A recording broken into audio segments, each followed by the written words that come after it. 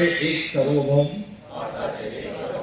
समाजवादी धर्मनिरपेक्ष लोकशाही गणराज्य राजनीतिक न्याय विचार अभिव्यक्ती विश्वास श्रद्धा व उपासना यांचे स्वातंत्र्य दर्जा व संधीची समानता यादव जी हमको हमेशा देशभक्ति का सबूत मांगने का काम 2014 से किया जा रहा है, मगर जो हमें देशभक्ति का सबूत मांग रहे हैं उन्हें मैं कहना चाहता हूं कि आप हमें देशभक्ति का सबूत मांगने को ये देश आपके पास की जाएगी।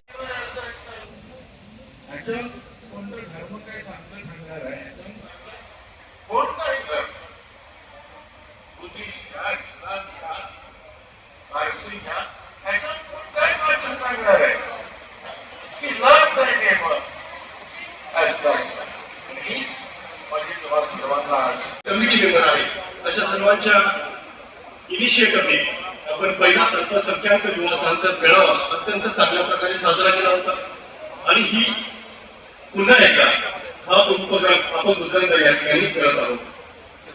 अल्पसंख्याक युवा संसद के इस आयोजन का सबसे बड़ा विजन या ऑब्जेक्टिव क्या है वो मैं आपके सामने यहाँ बयां करना चाहता हूँ।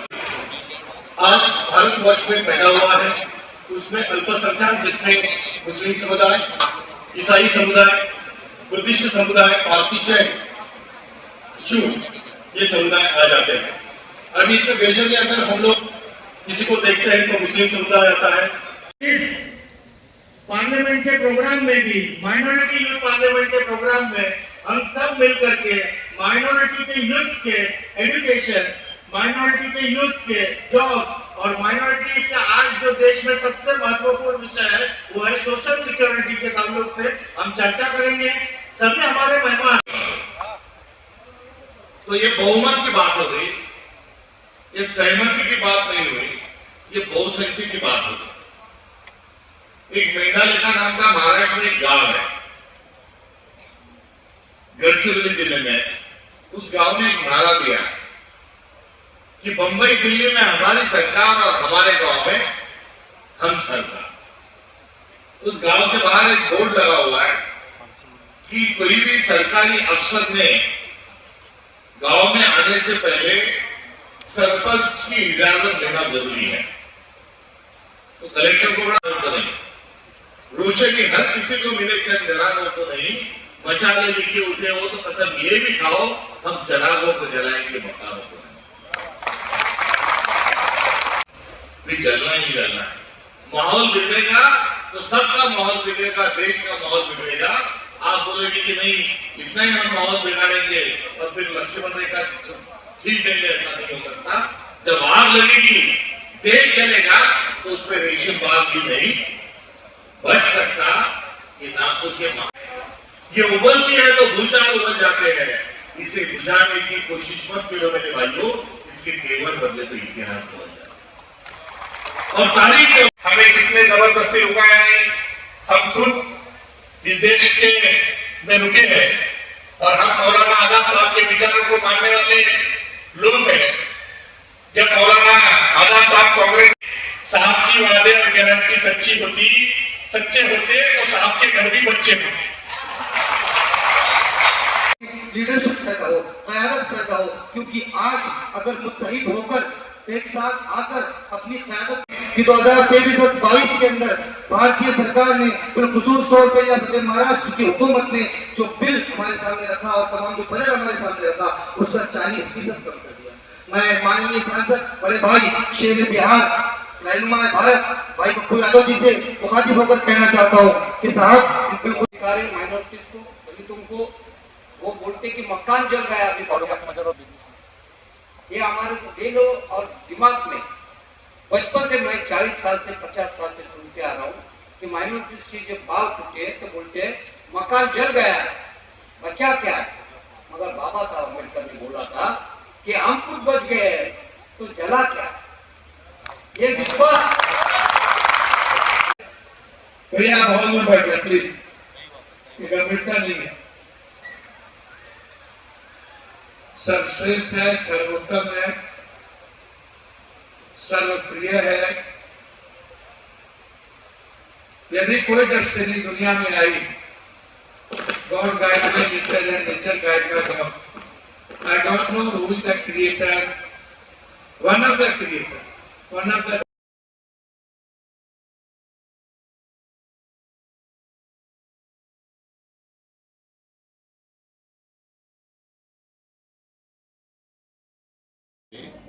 त्या आरोप असून ते तथ्य त्यामध्ये आढळून आलेले आहे. ही बाब आता अधोरेखित झाली, सत्य समोर आली. नाहक कारण नसताना असत्याची बाजू, अधर्माची बाजू हे सरकार घेत आहे आणि रिपोर्ट पे रिपोर्ट जे आता यायला लागलेले आहे आणि यातून सर्वात शेवटी क्लीन चिट सरकार हे फडणवीसचं आहे. म्हणजे सत्य शेवटी क्लीन चिट दिल्या जाणार आहे, डॉक्टर घैसास यांना वाचवण्यात जाणार आहे, डॉक्टर केळकर जे आहे त्यांची बाजू घेतल्या जाणार आहे आणि सरते शेवटी सावकारी वृत्तीने चालू असणारा जो मंगेशकर रुग्णालय याला जे सरकार वाचवत आहे. एका महिलेचा बळी गेलाय, जी मातृत्वासाठी असुसलेली जी महिला आहे ती बिचारी या जगात राहिली नाही आणि तिच्या मृत्यूची जी जबाबदारी सरकारवर आहे. सदोष मनुष्यवधाचा गुन्हा दाखल करावा ही आमची मागणी आहे, तर ती पूर्ण ही केल्या जात नाही आहे. आज पुनश्च त्या भिसे परिवाराशी संपर्क साधण्याचा आमचा प्रयत्न राहील. यात भरीसभर मंगेशकर कुटुंबियांची जी चुप्पी आहे ही कर्कश असल्याचं देखील आता जी वस्तुस्थिती आहे ती समोर येत आहे. मात्र पोलीस अर्थातच महाराष्ट्राचे मुख्यमंत्री यांच्या इशाऱ्यावर हे सत्य दळपण्याचं काम दुर्दैवाने महाराष्ट्रात होत आहे. बीड जिल्ह्यामध्ये वेगवेगळ्या घटना सातत्यानं अमेरिकेमध्ये या ईव्हीएमच्या हॅकिंगच्या संदर्भामध्ये मोठं एक वक्तव्य झालेलं आहे. ज्यातील तुलसी गाभाट जे आहेत त्यांनी त्यांचे मोदी साहेब त्यांच्याबद्दल अनेक गुणगान गातात, त्यांनीच आता ही बाब जगाच्या पुढे आणलेली आहे.